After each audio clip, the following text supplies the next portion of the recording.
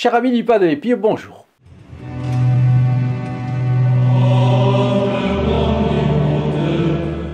L'intérêt pour les indulgences n'a guère diminué.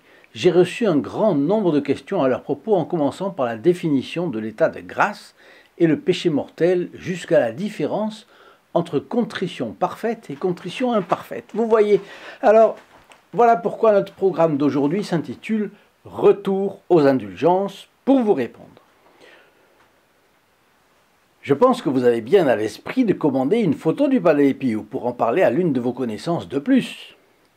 Et puis à partager au maximum ces vidéos qui ne demandent qu'une chose, à circuler, afin de faire le meilleur apostolat possible de la vie de notre bon Capucin.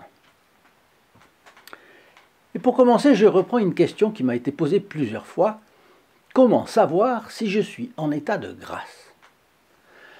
En théologie, Dieu étant pur esprit, personne ne peut avoir la certitude de foi d'être habité par le Saint-Esprit. Et ce qui caractérise l'état de grâce, c'est justement la présence du Saint-Esprit. Comment voulez-vous sentir la présence du Saint-Esprit? Ça ne se sent pas. C'est ou ce n'est pas, mais ça ne se sent pas.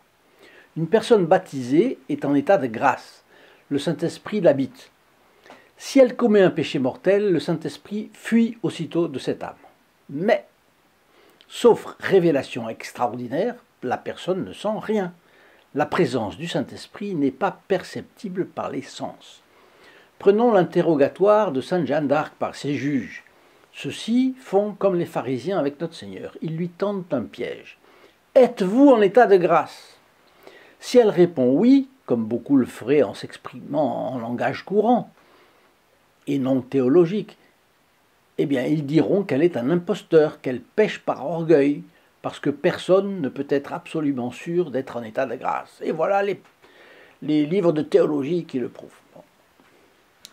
Elle ne peut pas répondre non. Ce serait dire qu'elle a commis un péché mortel et ce serait mentir en plus, parce qu'elle a la conscience pure. Pardon.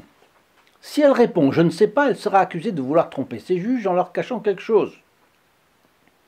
Or, elle a juré de dire toute la vérité. Qu'est-ce qu'elle répond? « Si j'y suis, que Dieu m'y garde, si je n'y suis, que Dieu m'y mette. » Ce qui est théologiquement irréprochable. Le Saint-Esprit a parlé par ses lèvres, donc. Personne ne peut avoir la certitude de foi d'être en état de grâce. On pense avoir de bonnes raisons pour que, mais pas une certitude de foi. Alors, que fait-on? Et c'est important de savoir. Eh bien, c'est très simple. L'état de grâce ne se perd que d'une façon, par le péché mortel. Donc, on renverse la perspective. Suis-je en état de péché mortel?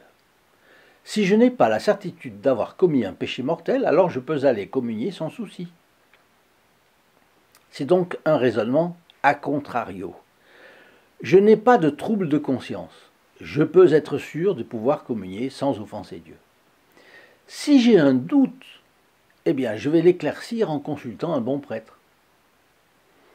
Dieu nous a donné la conscience et la mémoire. Elles nous servent pour savoir si telle pensée, telle parole ou telle action à tel moment ont représenté un péché mortel ou non. Stéphanie m'écrit « Super, merci, vous avez répondu à beaucoup de mes questions sur les indulgences, mais il nous faut encore des informations sur les péchés mortels. » Bon, alors on va épuiser le sujet. Quelles sont les conditions du péché mortel? Pourquoi parle-t-on de péché mortel d'abord? Eh bien, parce que, bien que l'âme ne cesse pas d'exister, elle perd le Saint-Esprit. Or, le Saint-Esprit, c'est la vie de l'âme. Saint Augustin disait « Le corps meurt quand l'âme l'abandonne, l'âme quand Dieu la quitte ». Alors, on sait que notre âme est entachée d'un péché mortel quand le péché est d'une particulière gravité. Et la gravité du péché dépend de 3 conditions. D'abord, de l'importance du commandement de Dieu transgressé. Le meurtre est toujours une matière grave.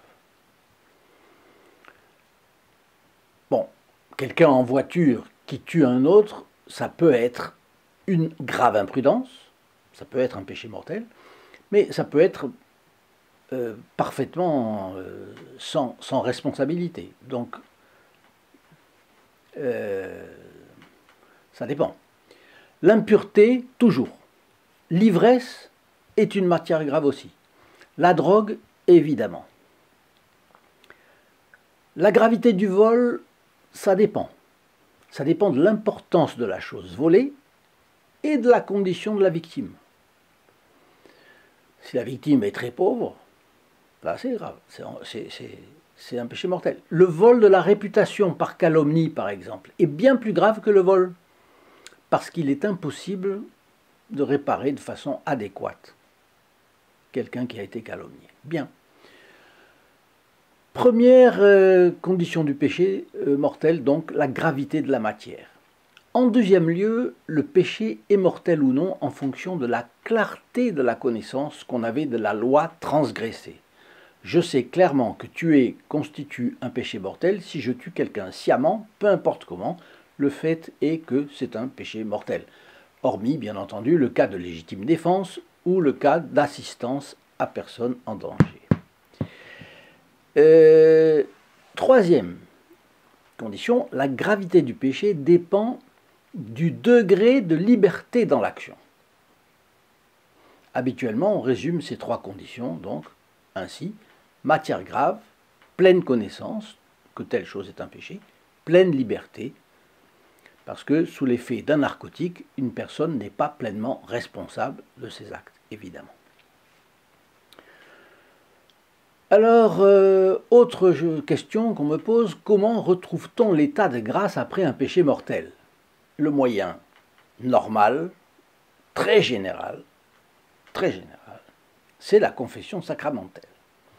L'absolution par le prêtre au terme d'une confession franche et honnête de tous ses péchés mortels. On accuse aussi les péchés véniels, mais si on en oublie, cela n'entache pas la confession d'invalidité. Par contre, cacher délibérément un péché mortel transforme la confession en sacrilège, parce que ce serait jouer avec un sacrement institué par Dieu. Alors après, repentir, contrition parfaite et contrition imparfaite. Le repentir qui suit le péché peut être de deux ordres. Se repentir par peur du châtiment, par peur de l'enfer. Cette contrition, qui ne procède pas de l'amour de Dieu, mais de la crainte de Dieu, elle est dite imparfaite. Celui qui regrette ses fautes par peur de l'enfer, qui a la contrition imparfaite, donc, ne reçoit le pardon de ses péchés que par l'absolution du prêtre. Mais il y a après le péché un autre repentir possible. C'est celui qui vient de la grâce, donc octroyé par Dieu. Et c'est le repentir qui provient de l'amour parfait de Dieu et non de la crainte de l'enfer. Il se nomme contrition parfaite. Cette contrition parfaite est, d'après les paroles de Jésus-Christ à Marie-Madeleine, c'est dans l'Évangile selon saint Luc au chapitre 7, verset 47, un grand amour de Dieu. Elle est l'action du Saint-Esprit qui habite déjà dans le cœur de l'homme. Or, celui qui a en lui le Saint-Esprit est en état de grâce, c'est-à-dire libre de péché mortel. Saint Thomas d'Aquin affirme que le moindre degré de contrition parfaite suffit pour détruire immédiatement toute culpabilité. Celui qui est l'objet de cette grâce obtient immédiatement le pardon de ses péchés, même avant la confession, selon le Concile de Trente. Le Concile de Trente l'a bien expliqué dans sa session 14. Session 14, chapitre 4. Pour celui qui en a la bonne volonté, il n'est donc pas très difficile de s'exciter à la contrition parfaite en se servant pour cela de l'acte de contrition parfaite en usage chez les catholiques. Vous le connaissez bien. Mais la contrition, mon Dieu, j'ai un très grand regret de vous avoir offensé parce que vous êtes infiniment bon, infiniment aimable et que le péché vous déplaît. Je prends la ferme résolution, avec le secours de votre sainte grâce, de ne plus vous offenser et de faire pénitence. Mais la contrition parfaite est une grâce de Dieu sur laquelle il serait présomptueux de compter, parce que Dieu n'obéit pas aux caprices des hommes. Il a donné des règles, on suit ces règles. Si en plus il nous donne la grâce formidable de la contrition parfaite, très bien. Le chrétien doit faire un acte de contrition parfaite à l'heure de la mort, dans le cas où il se sentirait coupable d'un péché mortel et ne pourrait pas se confesser. Et là, on peut espérer que le bon Dieu lui donnera une grâce de contrition parfaite. Priscille m'a écrit qu'elle a trouvé les indulgences très compliquées et en plus, elle craint que les indulgences ne soient affreusement intéressées. C'était son expression. Qu'elles soient compliquées, je ne dirais pas. Voyez, vous voulez obtenir une indulgence plénière, il faut avoir l'intention explicite de la recevoir. Il faut se confesser. Une confession vaut pour plusieurs indulgences si on reste en état de grâce. Il faut communier le jour où vous demandez l'indulgence et cette communion ne vaut que pour une indulgence. Vous pouvez ainsi obtenir une indulgence par jour. Il faut que vous vous efforciez de détester le péché même véniel. Il faut aussi prier un Notre Père et un Je vous salue Marie aux intentions du souverain pontife. Précisons une fois de plus que ce ne sont pas les intentions de la personne physique du pape et vous n'avez nul besoin de les énumérer d'ailleurs. Mais si vous voulez les connaître, c'est facile. C'est l'exaltation de la Sainte Église catholique, la propagation de la foi, l'extirpation des hérésies, la conversion des pécheurs et la paix et la concorde entre les princes chrétiens. Donc, je vous ai parlé de un Notre Père et un Je vous salue Marie. Ça, c'est pour les indulgences habituelles. Ce n'est pas l'indulgence dont je vais parler tout à l'heure sur l'indulgence du jubilé. C'est différent. Bon.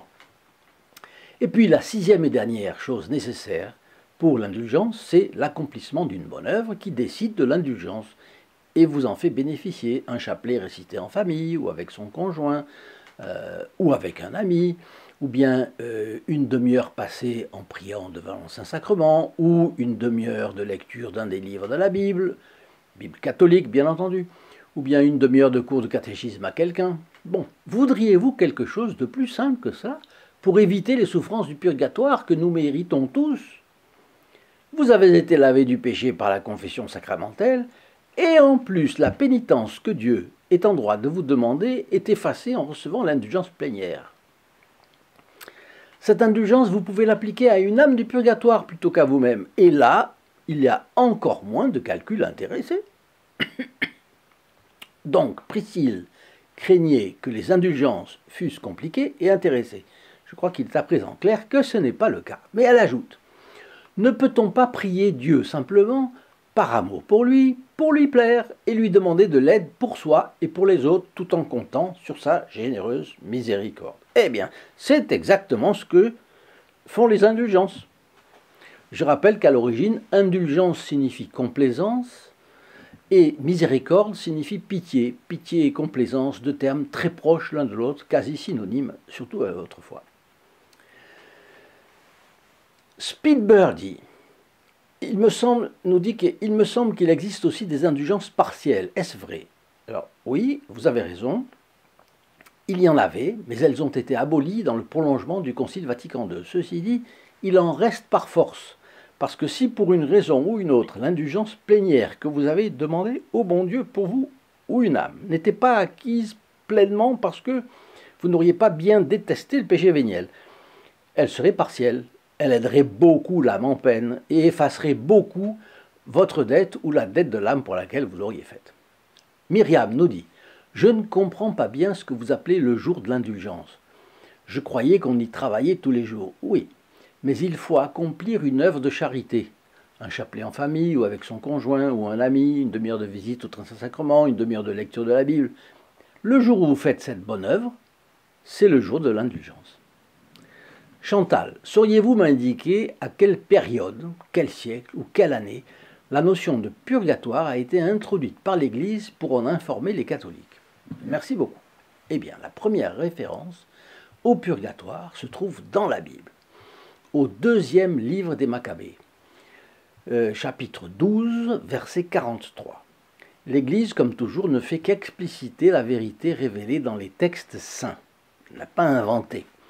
Nous avons 3 ou 4 vidéos dans cette chaîne sur le sujet. Je me permets de vous y renvoyer. Je mettrai en lien dans la description les liens correspondants. L'Église l'a très vite introduit dans sa liturgie. Par exemple, le texte de la liturgie des obsèques, le texte du De Profundis, puis des âmes du purgatoire ont apparu sur terre à de nombreux saints, Saint Philippe Néri, Sainte Brigitte, Sainte Thérèse d'Avila, le Saint Padre Pio. Et de nombreux saints en ont parlé, Saint Grégoire de Nice, Saint Grégoire de Nazianze, Sainte Catherine d'Eugène, qui est une des spécialistes du purgatoire, Sainte Gertrude, Sainte Françoise Romaine, enfin. Donc, c'est une tradition constante. Emmanuel. Je pense que les prêtres sont avares de commentaires sur ces trésors que sont les indulgences. Je n'en avais jamais entendu parler et pourtant je suis catholique depuis toute petite. Je comprends la réflexion d'Emmanuel. C'est justement pour cela que j'ai trouvé important que les amis de la chaîne Sur les pas du Padre Pio soient au courant. Prions les uns pour les autres afin que nous nous retrouvions tous au ciel autour du Padre Pio. Je pense qu'il en sera très content et il en rendra gloire à Dieu. Martine, ces indulgences, est-ce le pape qui les donne? Est-ce le pouvoir des clés donné par Jésus à Saint Pierre pour lier et délier? Le pouvoir de conférer les indulgences appartient à l'Église en vertu du pouvoir des clés, vous avez raison. Mais ce pouvoir des clés recouvre beaucoup plus que les indulgences. C'est en vertu de ce pouvoir que les papes dirigent l'Église, rassemblent les évêques, ont l'autorité qu'ils tiennent de Jésus-Christ, proclament les dogmes, punissent parfois, réunissent les conciles. C'est aussi en vertu de ce pouvoir délégué aux évêques que ces derniers ordonnent validement les prêtres et que ceux-ci confessent, donnent l'absolution ou la refusent, etc. Il faut terminer à présent sur un sujet que j'avais promis d'aborder, l'année jubilaire. C'est un temps fort que le pape déclare, une fois tous les 25 ans habituellement, mais en 1933 c'était spécial parce que ça faisait 1900 ans que notre Seigneur Jésus-Christ avait été crucifié. Et le pape marque une année jubilaire par des indulgences. Les fidèles se rendent dans un des lieux de pèlerinage privilégiés sur les indulgences de l'année jubilaire, puisque au cours de 2025, maintenant, on pourra bénéficier d'indulgences plénières supplémentaires. Donc, ce sont des indulgences plénières supplémentaires à ce que j'ai déjà raconté. C'est traditionnel, en vertu de son pouvoir des clés, justement. Le pape ouvre normalement tous les 25 ans ces indulgences à obtenir en se rendant dans certains lieux de pèlerinage. Alors à Rome, ce sont les 4 grandes basiliques papales que vous connaissez, Saint-Pierre du Vatican, Saint-Jean de Latran, Sainte-Marie Majeure, Saint-Paul hors les murs. En Terre Sainte, les 3 basiliques du Saint-Sépulcre de Jérusalem, la Nativité à Bethléem, l'Annonciation à Marie, à Nazareth. Puis en Italie, Notre-Dame de Lorette, Notre-Dame de Pompéi, Saint-Antoine de Padoue et Assise, bien entendu. Ailleurs dans le monde, chaque cathédrale ou co-cathédrale conviendra, ainsi que chaque sanctuaire marial ou église sanctuaire décidé par l'évêque du lieu. Il faudra y rester un temps convenable pour adorer le Saint-Sacrement et pour méditer, et vous voyez que l'Église est généreuse. Elle ne vous impose pas de temps minimum. Chacun décidera pour soi. Ce temps devra être conclu par un credo, un Notre Père et un Je vous salue Marie. Voilà, le credo se retrouve là. Credo, Notre Père, Je vous salue Marie, c'est pour le jubilé, pas pour les indulgences habituelles. Pour obtenir l'indulgence, il faudra accomplir les conditions ordinaires, à savoir vouloir la recevoir, s'être confessé, communier, détester le péché même véniel, prier aux intentions du souverain pontife. Donc vous savez, beaucoup de choses, pas tout, non, mais quelque chose en tout cas. Cher ami du Padre Pio, je vous souhaite de gagner de multiples indulgences plénières pour vous et les âmes du purgatoire qui en ont besoin, et je suis sûr que du ciel où il se trouve, le Padre Pio vous aidera à les obtenir. À notre prochaine vidéo. Au revoir. In nome del Padre, del Figliolo e dello Spirito Santo, e così sia. Sia lodato Gesù e Maria, e